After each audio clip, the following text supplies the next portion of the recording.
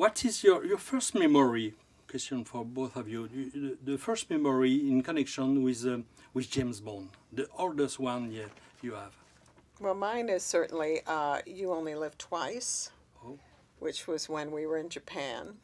And I remember being there, you know, with my family and just being in awe of the beauty, the culture, totally different aesthetic. And I remember being with my sister. We were in a tea ceremony. And, you know, little girls, 2 little girls watching the tea ceremony was really extraordinary. So that's my first memory. And obviously I have millions and millions more. Wow. You only need well, for me, maybe the best Bond ever. And you, Michael? Well, I was in university in the United States, and Cubby and Dana told me that their film was going to open, so I went with some of my college friends to see it. And that was the first time I saw James Bond. Which film was that? Dr. No. Okay, but you didn't mention Dr. No, so I was asking. No date, please. Yeah. When did you start to be actively and officially involved in the Bond movies? Well, I was involved in Goldfinger just briefly at the Fort Knox sequence. Yeah. And I was like a runner assistant, third assistant director type thing at the with a skeleton crew. That was actually after the film wrapped. They went there and just did some pickups for the sequence there. So that was the first time I'd been actively involved. But it wasn't until the early 70s that I came over as a lawyer and got involved in the legal aspects of the Bond and working that way. I'm sorry. In this time you meet Ian Fleming because he died during the. I never met Fleming. Okay. And you, Barbara? Spy Who Loved Me. I worked in the publicity department, which was fantastic. Great experience. I would like to know, how do you share the task? She does all the work and I take all the credit. It's always the same Michael, he always... We tend to overlap a lot. Michael, you know, is a writer, so he's very good on story. He's also got a scientific and an engineering background, which is really incredibly important and helpful in so many areas of the making of the film. I suppose we have, you know, we're both on everything, but we have different kind of particular interests. So we kind of do everything together, but then focus on different areas. You know, sometimes when we have big second units out for extended periods, one of us will go to the second unit and work with them, while the other one stays with the first unit in the studio or on location. So there's a lot to do, and it keeps us pretty busy. Yep. I can imagine, yeah. Bond has always presented like a family business. Okay. Do you think it's always true today? Definitely. Yeah. Yeah, it still is. That's important for us. You know, we have Heather and Greg involved too. You know, or my niece and son, and so they're involved as well. So it is, with extended. And that's unique, I think. We've never seen that before. Yeah, I think Francis Coppola has had kind of a family business too. But yeah, I mean, what's sort of interesting about us is I think we approach it as a family business, and it's sort of like an independent film, but it's a big studio movie at the same time. So it is kind of unique. But we're, you know, often people will say, oh, you know, you're involved with the Bond films. Do you visit the set? As if, do I visit the set? No, you know, we're there every day, all the time. It's not a hobby, you know, it's what we do with our lives. I mean, it is a lifetime commitment. And that is coming from QB, I think. So, exactly. We learn from the best, you know. Big question. How much attention do you pay to the clubs? We love the clubs. I mean, the thing is, we make these movies for the fans. We make them for the audiences. They're the single most important element of the making of the films. So we love the clubs, and the French fan club has been very loyal, and congratulations on your 25th anniversary. I mean, it's really fantastic. We love the fact that the fans keep going. And we love the fact that a lot of the actors and a lot of the technicians and craft people in our films have a good relationship with the clubs too, and they attend the events in France and Switzerland and all over the world, So we're big supporters of the fan clubs.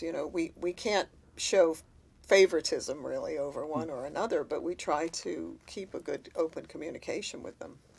We are so sorry that we don't have a club in England. I know. It is a shame, but these films are very global and international, and so, Yes, but the need, I think, to have an international James Bond fan club in England, that would be great. I will do it for you. Oh, okay, good, yeah. Do you have a specific regret when you see all this movie? You say, we should have done it differently, or is there something wrong in your mind about it? We've just done a documentary about the music of Bond over the 60 years, and so one particular regret is very fresh in my mind, and that is that we didn't get Amy Winehouse to do a song. And it was really tragic, because she would have been perfect. And she was such an extraordinary talent and such a beautiful human being. So that's a regret. Okay. And what do you think about the competition we have between all these blockbusters, Jason Bourne and the Marvel movie, etc., Impossible Mission and things like that? It's a real. Well, what's incredible about the 60th anniversary is when you look back at Cubby and Harry Saltzman and the entire original team, you realize that they created this genre. I mean, they really created the genre. And the films have, explored and taken all kinds of risks and chances and done, different types of stylistically through the years. So, I think a lot of films have imitated Bond, which is a great compliment. But, Bond was the original. And, we're really proud of that fact, that original team did such extraordinary work. And it was, the scope of Bond and the action and the tongue-in-cheek humor, which was very much, Cubby and Harry and Richard Maybaum and the original writers and Terence Young. And then you look at the editing style, which was Peter Hunt, which, he dramatically changed the way that films were edited. And Ken Adam, who absolutely created a new cultural style, and I mean, you look at every department, what that original team created was truly extraordinary.